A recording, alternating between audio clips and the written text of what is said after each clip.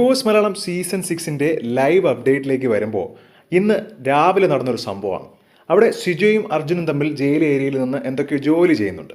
അപ്പോൾ സിജോ പെട്ടെന്ന് അർജുനോട് പറയുകയാണ്, സത്യത്തിൽ ഗബ്രി പുറത്തു പോകാൻ ജാസ്മിൻ തന്നെയാണ് കാരണം, അതിൽ ഒരു സംശയമില്ല. അപ്പോൾ അർജുനും തിരിച്ചു പറയുന്നുണ്ട്, അതിനിപ്പോൾ സംശയമുണ്ടോ, തീർച്ചയായും ജാസ്മിൻ കാരണം തന്നെയാണ് ഗബ്രി പുറത്തു പോയത്. ഇനി അവൻ പുറത്തു പോയിട്ടെങ്കിലും ഈ കാര്യം മനസ്സിലാക്കിയാലൊന്ന് മതി എന്നാണ് സിജോ പറയുന്നത്. കൂടാതെ അർജുൻ പറയുന്നുണ്ട്, ഇനി പുറത്തു പോയില്ലെങ്കിലും ഈ സീക്രട്ട് റൂമിലൊക്കെ ഇരിക്കുകയാണെങ്കിൽ പോലും ഗബ്രിക്ക് ഇത് മനസ്സിലായാൽ മതിയായിരുന്നു.